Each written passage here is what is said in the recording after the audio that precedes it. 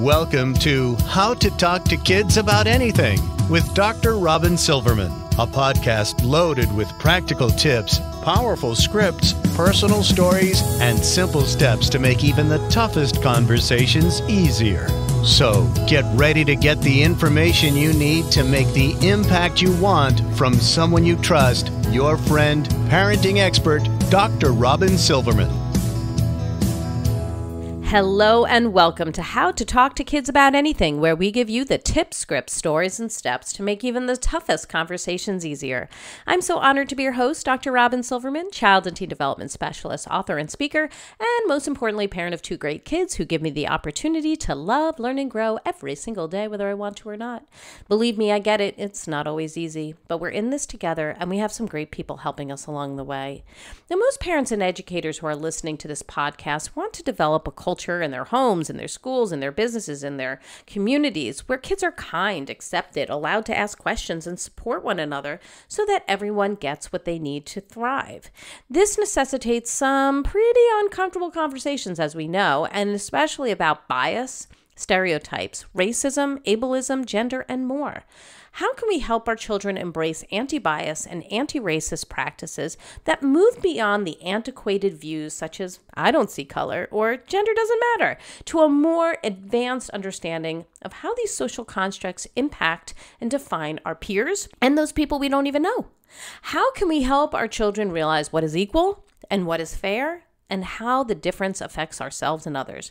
For all of this and more, we go to the amazing Liz Kleinrock. Liz Kleinrock is a Korean-American, queer, Jewish, anti-bias, and anti-racist educator of both children and adults, and creates curriculum for K-12 students, specializing in designing inquiry-based units of study.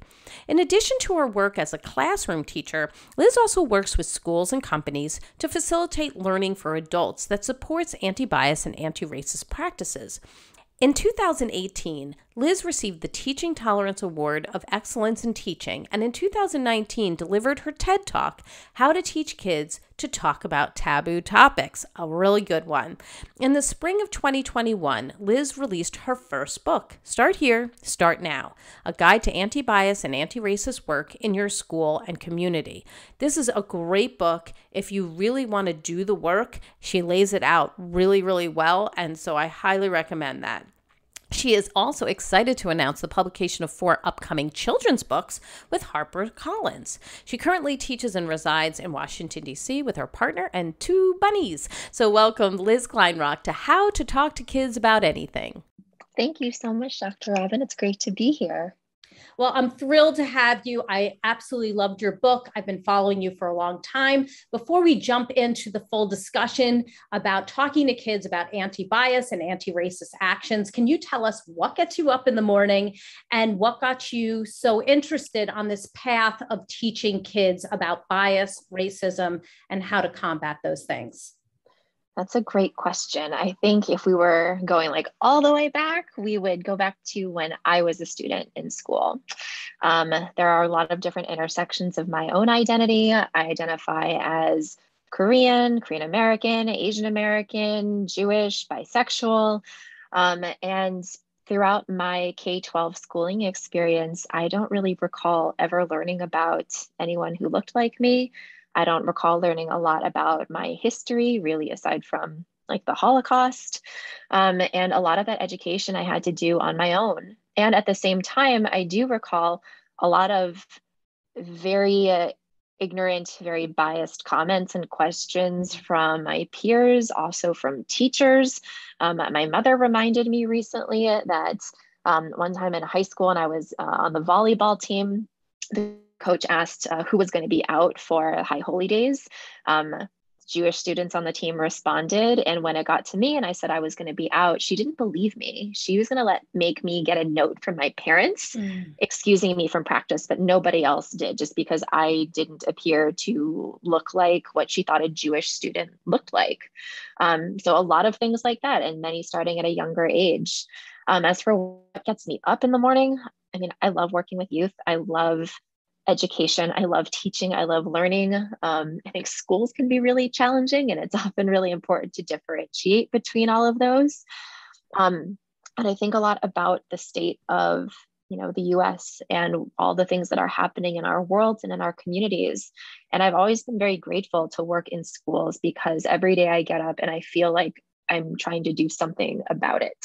Mm-hmm. And I remember after like the 2016 election, talking to a lot of friends who work in different fields, and how frustrated they felt, like they didn't know where to direct their energy more on a day-to-day basis. And I've always been grateful and feeling that every time I'm working with young people or in a school, I'm trying to do something about the problems that we're facing. I think your work is so on point. I'd like to address the elephant in the room because you opened up and talked about the different ways that you identify. And we have all kinds of listeners, obviously, parents, educators, coaches.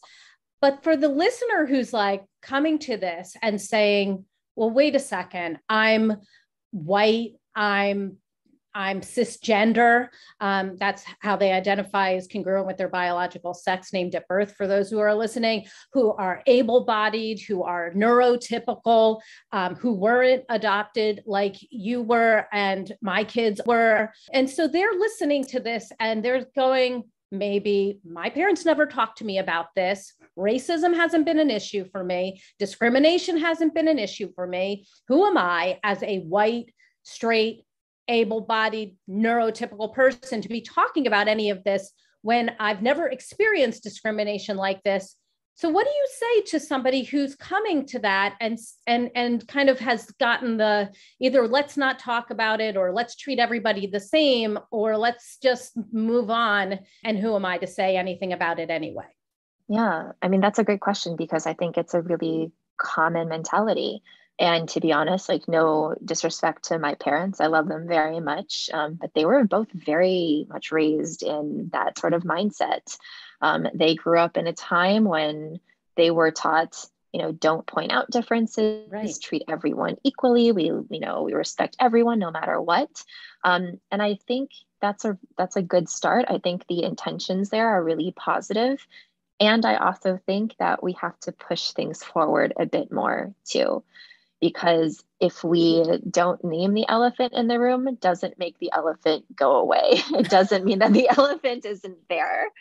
And I think when it comes to, those awareness gaps, there are plenty of issues out in the world that might not seem to directly impact us, but we're living in diverse communities. The demographics of our communities are changing constantly. And ultimately, we really want to be thinking about how can we set our children up for success, regardless of their identity? How can we make sure that everyone feels respected, feels included, that we are building future spaces where people with identities that have been marginalized are not treated as an afterthought? How can we create environments where everyone knows they've been thought of ahead of time? And so even if you feel like this work doesn't apply to you, we know that allyship, we know that solidarity across identities is such a crucial part of this work. And if you feel like you hold, certain aspects of your identity where you have a lot of privilege, then I ask you to spend that privilege. Like, well, it's kind of like a waste of time and energy to just sit around feeling, guilty or ashamed, because I don't think a lot of folks are really asking you to feel that way. But once you acknowledge this part about yourself, what can you then do with it? What can you do within your own community to educate people about issues that others are facing? What does it mean to elevate and amplify the voices and actions of people who have been trying to create more equitable and inclusive communities for all of us? There are so many different ways to be involved. Yes. And I agree with you. And I would add also, I had interviewed Abby Goldberg, who's a professor at Clark University and does incredible work on gender and adoption and longitudinal studies that are just actually really amazing. And she also said that we don't know how our kids are going to grow up.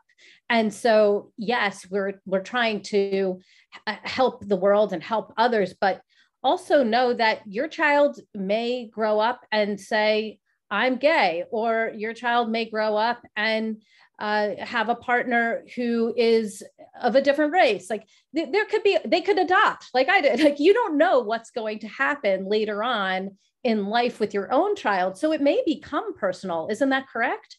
Yeah, absolutely. There's no way to predict because, there are parts of our identities that might be more fixed than others, but we are in a constant state of evolution.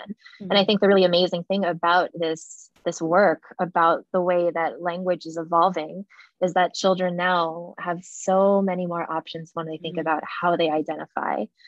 I think a lot about my trans and non-binary friends and colleagues that they knew something was different about them for such a long time, but just didn't have the language to really put their finger on it. And it can be so incredibly empowering when you teach your children language around lots of different identities, so they actually feel more included. They know that there's a community out there. So let's get a baseline here, just so that we're all on the same page of how you are defining bias and racism and anti-bias and anti-racism for those who are listening. Yeah, I think when it comes to bias, I like to start by talking about hierarchies and lots of different hierarchies that we create in our minds, that we might put certain weight on certain people or communities or groups or even ideas, that some are, somehow like better or worse than others. And what happens then once we have these biases, whether or not we are aware of them, is that what happens is most often we act on them. And so with an anti-bias work, some of the most challenging parts are the very beginning, where you actually have to sit or reflect, or maybe you're in a situation where you realize that you have been harboring a certain kind of bias. And very naturally, there are going to be, some shameful or defensive feelings that come up in you, because I think we all want to assume we're good people. Nobody ever wants to think that they're a problematic human. But I also believe that we have to understand what the problem is before we can try to repair it. And that's when the work really begins, of trying to identify and push back against our biases. Like even the other day, I caught myself when I was driving to work. I was waiting at a red light, and there was a guy on the corner, or rather, there was a person on the corner who was out for an early morning run, who had this enormous hat on, like almost comically large hat. And in my head, I was like, this hat is so large. I almost like want to take a picture of it and like send it to my partner to be like, can you see what this person is wearing? And then I stopped myself and thought, maybe this person has some sort of processing disorder. Or maybe they get really overstimulated by the things happening in our city. Maybe it's an accommodation for themselves. And that really made me kind of stop and think, oh, like, wow, I caught myself there. Like that was an assumption that I was making. And once I can actually sit with it, then I can teach myself to do better next time. And that whole thought process took like 10 seconds in my head. But these are the types of things I also like to model with my students, to know that bias is oddly like one of our common denominators as humans. Like it doesn't matter what your identity is. We all have different biases about different people and groups and ideas. And what matters is when you recognize that you have these biases, what you do with them. And most importantly, with anti-bias and anti-racist activism, with education, it really has to be rooted in action. So what are you doing with this knowledge? Like, are you just holding it for yourself? Like, what does that next step look like for you?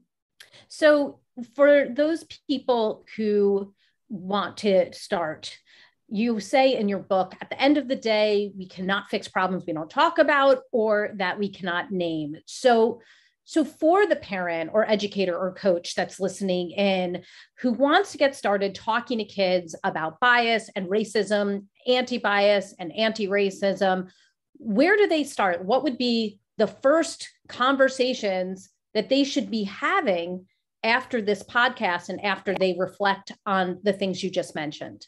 Yeah, I think that starting with the self is always a really great place, especially when you are newer to some of the language or some of these ideas, to think about, what are the intersections of my identity? Did I feel seen, valued, loved, and affirmed for who I was growing up? Do I feel that way now? If I'm raising a family with young people in it, thinking about representation, am I having certain conversations with young people in my life? And if I'm not, what might be holding me up? I think very naturally, folks who are newer to this type of work tend to gravitate more towards like the intellectual So, reading books about different issues, listening to podcasts like this, really trying to build their knowledge base first before jumping in. And I really do think being able to listen to those who have historically been marginalized is going to be one of the greatest gifts and teaching tools that you can receive. One of the common trainings that I do for a lot of schools is also pushing educators to think about how they react in certain situations. Like if somebody says or does something that is harmful or problematic or biased in front of me, how do I respond? How do I react? Because I do think that, when things arise and we engage in those like fight or flight responses, we usually end up spending, the next night or two, like in bed, like mulling over, what did I say? What did I not say? What do I wish I had done differently? And to think about how you can actually show up for people in the moment. And as silly as it sounds, sometimes like role playing, looking at different scenarios, like practicing what you might say in your head can be really, really helpful. I'd love to explore that further, because in your book, you talk about a girl named Abby who responded to another child in your class who had asked, why are people racist? And then she made a derogatory statement. Maybe white people don't like Black people because they think their skin is the color of poop. And you responded to that. And actually, I thought in a beautiful way, but you talk about how, first of all, you wanted to make sure you didn't have a knee-jerk reaction, which we often would do. I mean, I thought of myself in that situation where if I had heard something, I would want to be like, exactly what you said not to do. Like, don't just go, that's really rude. You don't say those things that hurt somebody's feelings, because I mean, that is the knee-jerk reaction. But you also said after you talked about it, that racial discrimination exists because people feel that Black skin isn't as attractive as white skin in historically. And then you said, wait, after you were thinking about it and mulling it over in bed, and kind of were like, wait a second, I would respond differently now. And I was wondering, how would you respond to that? How would you counsel somebody to respond to a situation where they make a derogatory statement, which you are really upset about it? You want to make sure everybody else who's listening in knows that this is the wrong thing to do. And here's why. So how would you respond? Yeah, that's a great question. Like the knee-jerk reaction that I lay out in the book, I think a lot of what people might say as knee-jerk reactions are still crucial parts of the conversation, because students and young children do need to know when a line is crossed. They need to understand boundaries. They need to understand dehumanizing language. But with just a knee-jerk reaction, it means that there is no room for dialogue. There's no room for questioning. There's no room for reflecting or learning or unlearning. Shaming somebody is not going to make them learn. Exactly. And so like in that situation, I remember thinking like, oof, wow. If I just yell at this kid because all these other students are already either laughing at her or they're yelling at her. Yeah. And if this is really like one of the first memories she's going to have about talking about race or racism, then she's probably going to revert back to this emotional state and think, well, the last time I said something or asked a question, this is what happened. So I'm out. I'm not going to do this anymore. And we really don't want that to happen. And there is also modeling that needs to happen for everyone else who's witnessing it. They need to understand what it looks like to have a conversation where you can correct and call somebody in, where you can ask questions in a way that, is authentic. No one's going to get in trouble for asking questions. And I think what I had missed out on more, and what I've been more intentional about moving forward, is thinking about who's being centered in this conversation too. Abby was also a student of color who was not Black. And so thinking about how other kids of color, especially those with darker skin in my class, might have felt. And so there was, of course, check-in conversations with other students after, this incident. There were follow-up conversations with parents and caregivers. There was a lot of moving parts. And I think for at least educators, knowing that it's not just a one and done conversation, but there are a lot of different parties that you do need to check in with and make sure that they are cared for. So if you want to make sure that the correct people are centered in that conversation, but at the same time, according to your book, you don't want to be tokenizing a particular person or making an example of somebody, like choosing somebody from your classroom, like, how do you think this person feels about what you just said? Yeah. How do you do that in a way that's not that? I think having one-on-one conversations, asking kids like, hey, would you like to check in? Sometimes, grabbing them for a minute before they head out to like recess or lunch.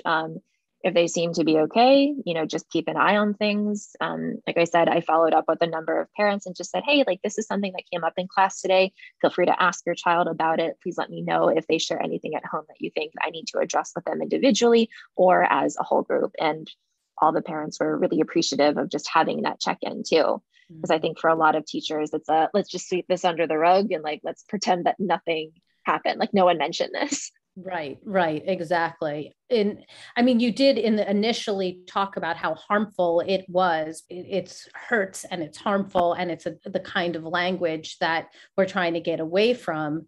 But it's important to also not just refer to this one person, as you're saying. You really need to make sure that how that comment landed on somebody who would be affected by it is just as important or more so, because it's who was harmed by it. Is that correct? Mm-hmm.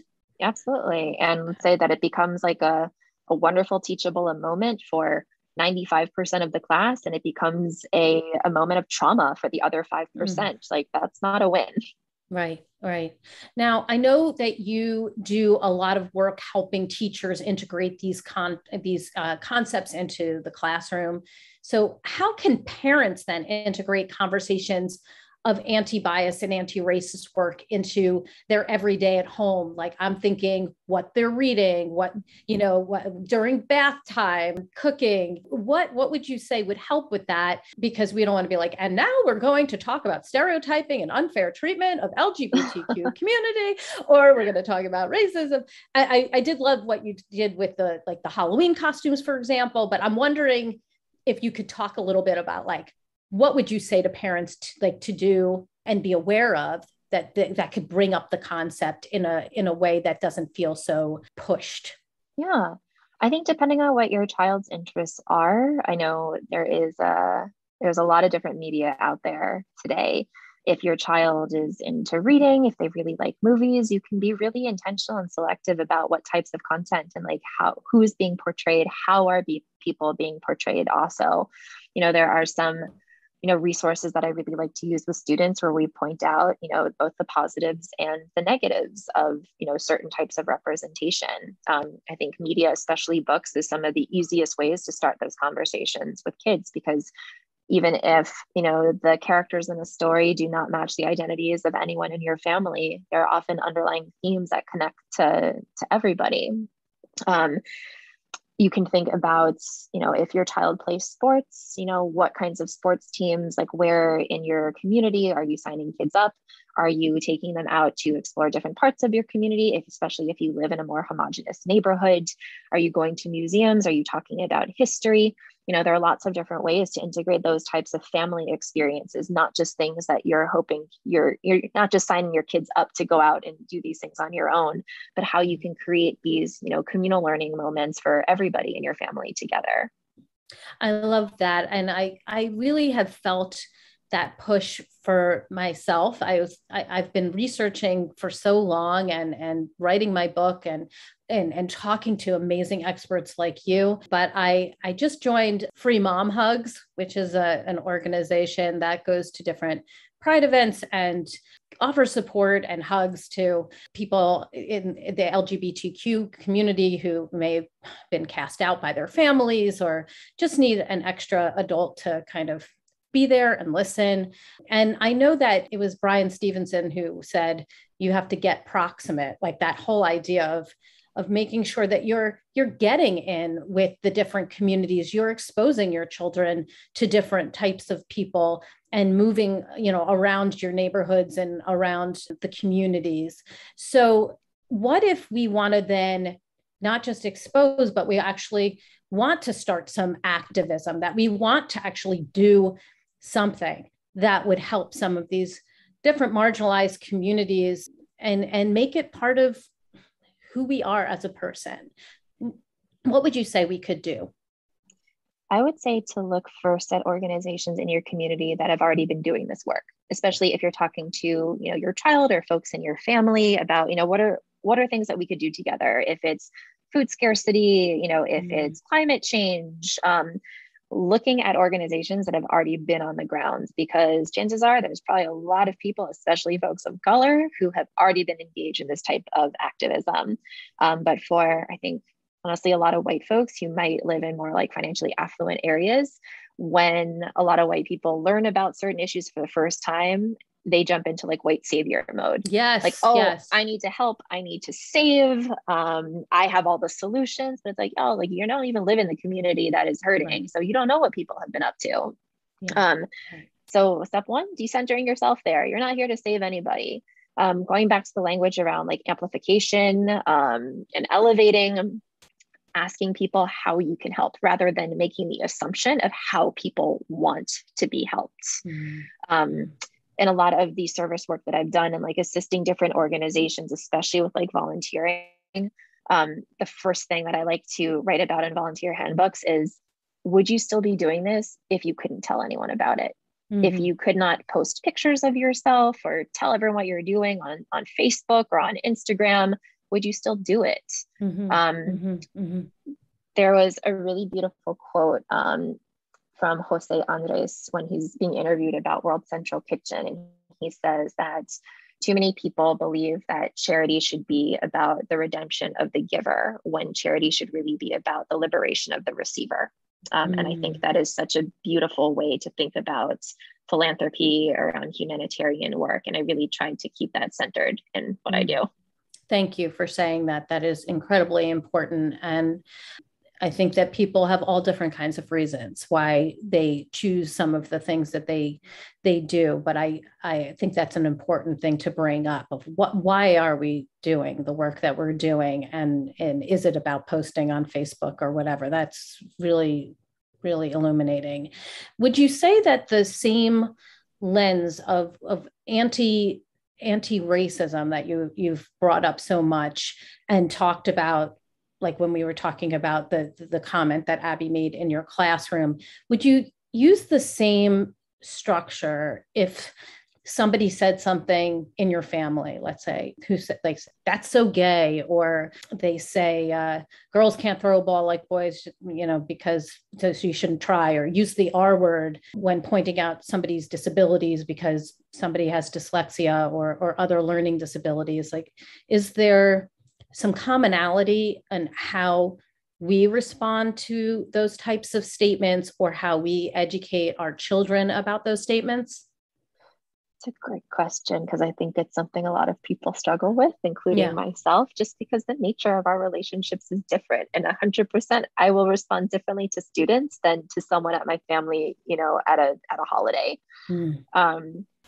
I think often with our family members, we tend to be less patient. We tend to be quicker to snap back.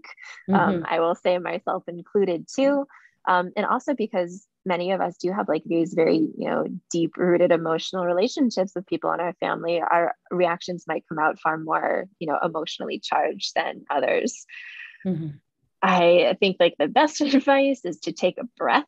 I know that sounds super basic, but it's also a really great thing to model for our children. To take a breath. You can say, if it's at like a family event, like, ouch, like I really didn't like that. And you could say, it's disrespectful, it's not kind. I would still suggest like having the one-on-one, because even if it's somebody in your family, no one likes being put on the spot. No one likes being called out and feeling shamed. And, because it's your family, you're probably going to see them at the next holiday and the one after that. And if you are able to find a common ground, that's amazing. Perhaps they've just never thought or asked like how using certain language might make you feel. And if they are, entirely not interested in hearing you out, there's really, unfortunately, like so much you can control. Like you have to focus on the things that you can control versus the things you can't. You might be able to like lean on another family member to help support you in that conversation, or have another family member talk to the original family member, or to let others in your family know, hey, like this actually hurt when, this person said, XYZ. In the future, I would appreciate being supported by, and letting them know what they can actually do. But and you had highlighted in your book that kind of idea of I don't remember who said it, but being able to say, I used to feel that way, but then I got this information and now I know, or now I feel Yeah. this. I used to think, but then I right. learned and now I know. Yeah. Yeah.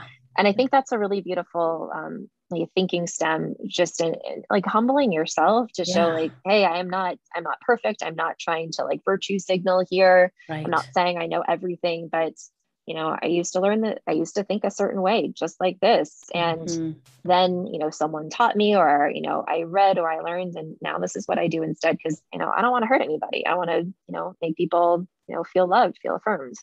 Do you feel the same way when you were saying, you can't really change somebody's mind, but what about we've all come across people and I hope that people are more open these days, but I hear about it a lot as we move to North Carolina, and I love it here, but we do find that some people will say to my own daughter will come home from middle school and say, they said LGBTQ, it's a sin, and we certainly shouldn't be talking about it. And so how do we address that if we're trying to move forward with some of this new language, or talking, like even suggesting talking to kids about it? One of my friends just wrote a book and it's in there how kids can be talking about it. And she's getting like 1-star reviews for her book from some people, or like, we shouldn't be talking about it at all. How do you respond to that? Well, kids are going to be talking about it regardless, because kids talk about all the exact same things that adults talk about. I think the ignorance of adults is assuming that, kids are only interested in talking about video games and like TikTok. And, that's really not the case, because kids are exposed to all of the things that adults are exposed to, especially with social media and the way technology has advanced. I think that when kids say certain things to me, like if a child came up to me and said like, being gay is a sin, the first thing I would ask them is like, where'd you hear that? Who said that? Right. Oh, that's a good one. Yeah. And if, they say, like, oh, like my mom or dad said that, I would say, okay, so that's something that your mom or dad said. Do you think that too? Because like what you think isn't always necessarily what your parents think. And if they say, I don't know, I would say, you should probably think about what you actually think, because if people ask you questions like this, you got to be able to back it up. It's actually, can we see like why it might be harmful if you just go around repeating what other people say? What if it's like entirely not true? And then if it's in a classroom setting, I would say, no, there are actually a lot of people in our school and our classroom community who identify as gay, as queer. And so we know that our classroom environment needs to be a place where people feel safe and secure and welcomed. And, your parents might say that at home, but we don't use language like that here. Mm-hmm. And I'd love to just take that in and highlight that we could use that same type of language in our family and how we're creating the culture of our family. Is that correct? Yeah, absolutely. You can use it anywhere. Okay.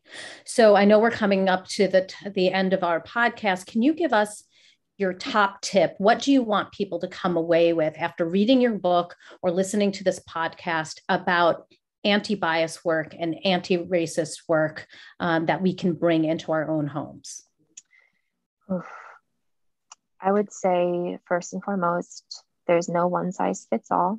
Every family is different. So the needs of your family members are going to be different. Even if you have, best friends in this, if you live next door to people, it's going to look different. The same thing, because I'm trying to be responsive to my students in front of me. I might have a partner teacher who shares a wall with me, and our work is going to look different because the people in front of us are different.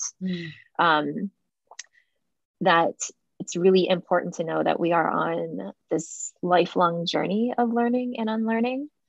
We don't get to a point where we say, cool, I'm done. I checked all the boxes. Like, give me my certificate of being anti-racist. It doesn't work like that. And that, I've often, gone back and forth about how I feel about the term expert and the way people use it. I think sometimes it can be fairly dehumanizing because it implies like, what, everything there is to know about a topic. I don't know a lot, like an enormous amount out there.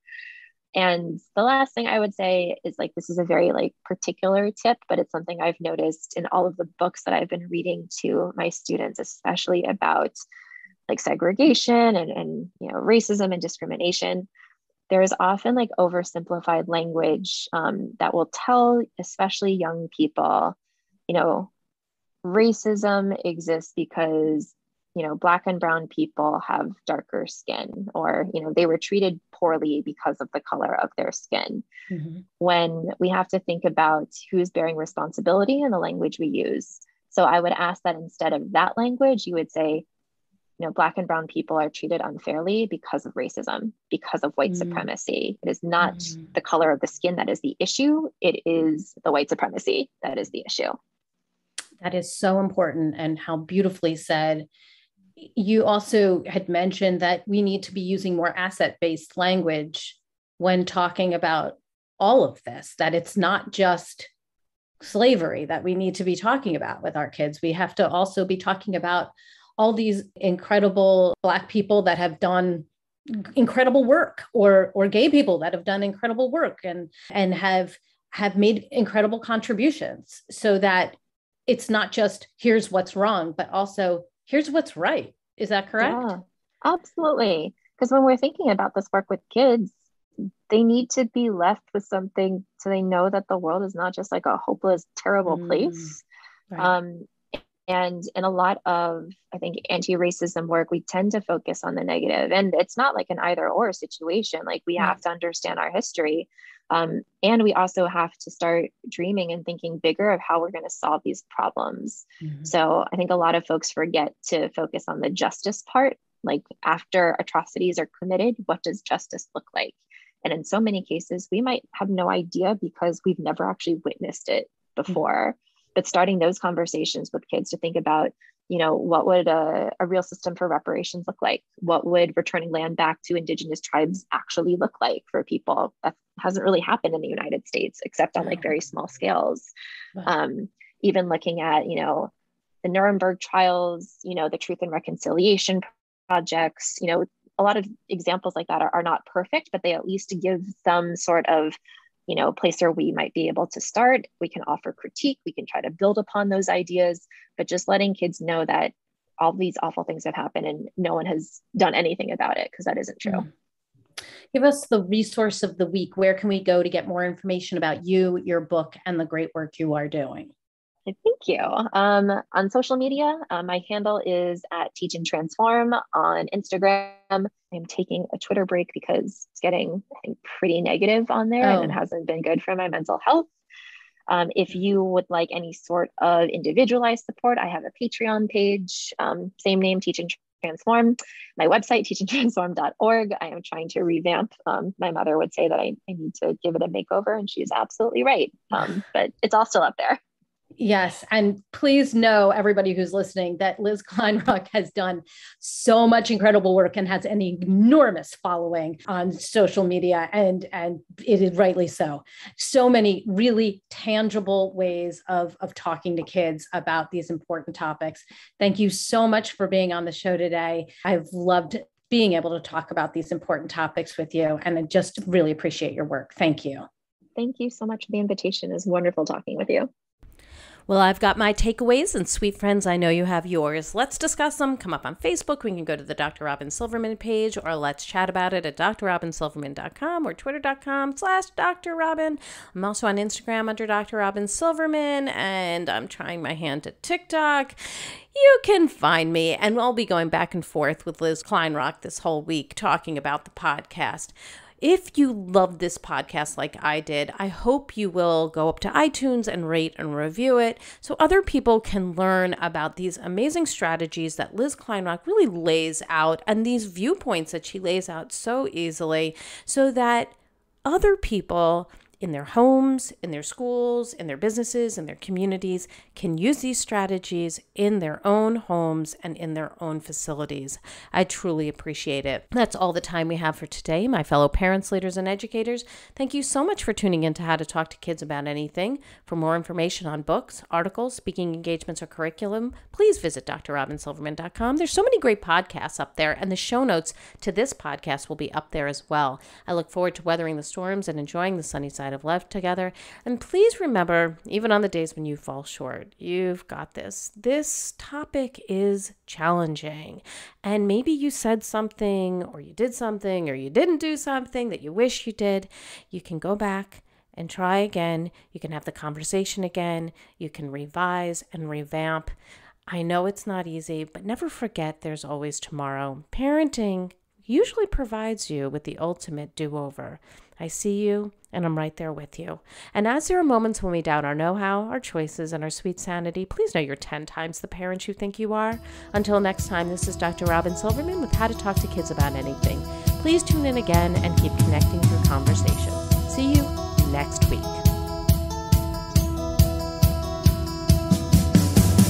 You've been listening to How to Talk to Kids About Anything with Dr. Robyn Silverman. For more information on books, articles, speaking engagements, or curriculum, please visit drrobynsilverman.com.